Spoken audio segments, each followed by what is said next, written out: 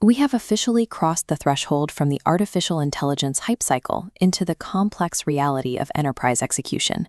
The market is no longer rewarding chatbot DAOs. It is demanding that AI translates directly into firm business logic and bottom-line efficiency. Because of this shift, Wall Street analysts are forcing technology investors into a rigid, binary choice for their capital allocation in 2026. On one side of the trade, you have the hyper-growth software disruptors commanding astronomical premiums. On the other side, you have the legacy enterprise incumbents offering stability and embedded customer bases. The core dilemma comes down to risk. You have to decide if you are willing to pay a massive premium to capture top-line revenue growth, or if you require the downside protection of a traditional margin of safety. Picking the wrong side of this growth versus value trade could severely damage a technology portfolio this year, because the market is heavily punishing companies that fail to meet their specific valuation metrics. Palantir enters 2026 as the undisputed king of growth, posting an impressive 70% year-over-year revenue jump in its fourth quarter and achieving a 127% Rule of 40 score. The Rule of 40 is a software industry metric that adds a company's revenue growth rate to its profit margin, with anything over 40% considered excellent. This comparison matrix shows exactly how the market is pricing these two extremes.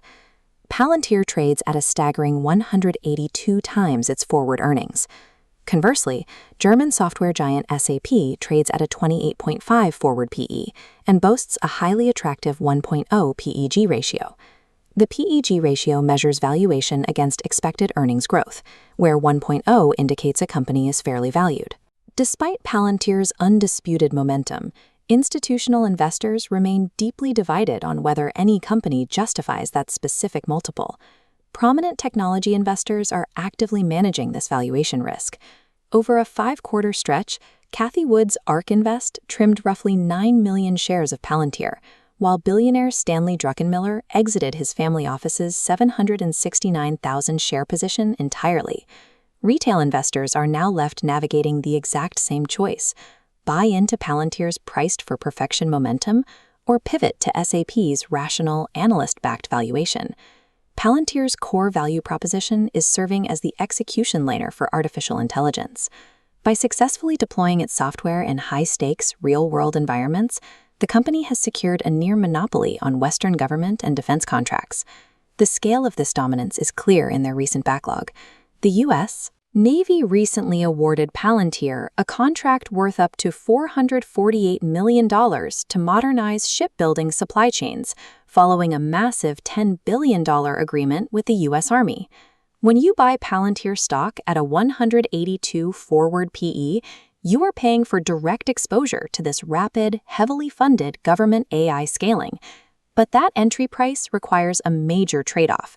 Palantir offers zero margin of safety. Because the current share price already assumes flawless execution for years to come, the stock is highly vulnerable to extreme short-term volatility. If Palantir experiences even a minor slowdown in commercial customer acquisition or a delay in government contract renewals, the lack of a valuation cushion could trigger a severe market contraction. SAP offers a different proposition. It serves as the foundational data layer deeply embedded inside the supply chains of the world's largest Fortune 500 companies.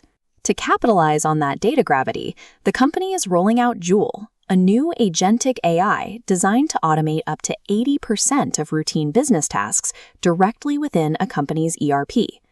ERP stands for Enterprise Resource Planning, which is the central software system organizations use to manage day-to-day business activities, like accounting, procurement, and manufacturing.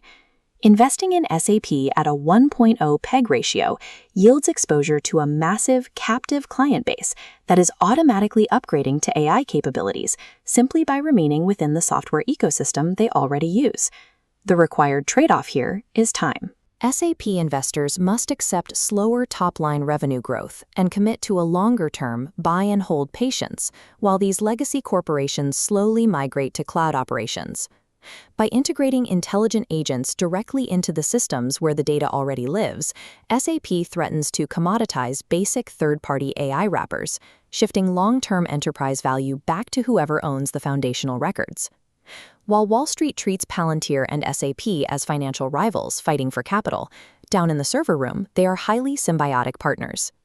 This flowchart illustrates the technical architecture that binds them together.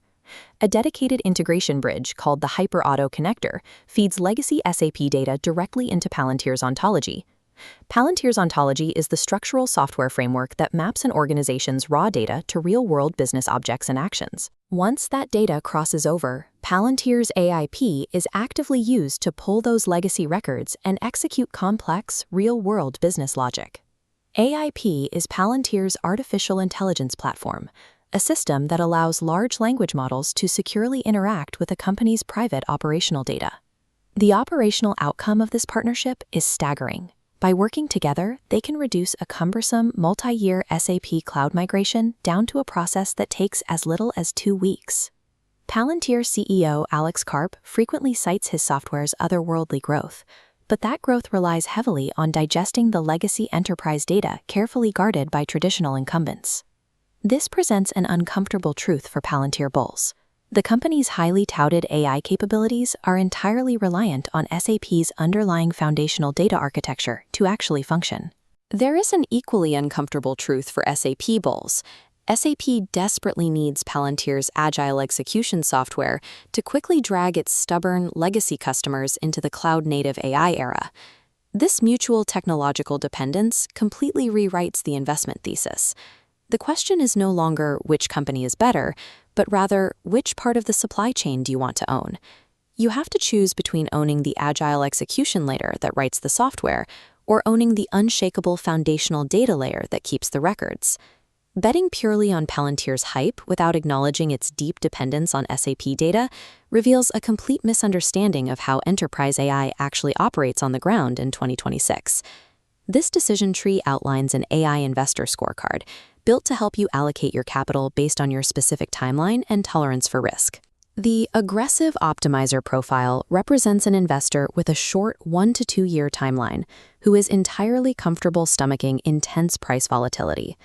This profile leans towards Palantir, making a deliberate bet that the adoption speed of enterprise AI platforms will continue to outpace even Wall Street's current sky-high expectations.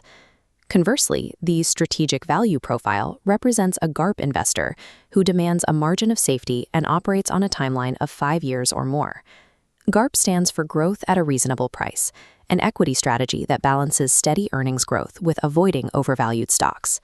This profile targets SAP, aiming to capitalize on the slow, inevitable rollout of agentic AI across a captive global supply chain.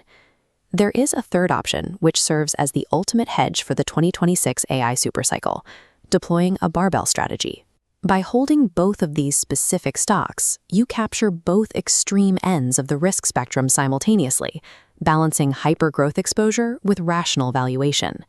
Because Palantir's deployment speed is actively being utilized to modernize SAP's legacy systems, their long-term financial successes are technologically intertwined.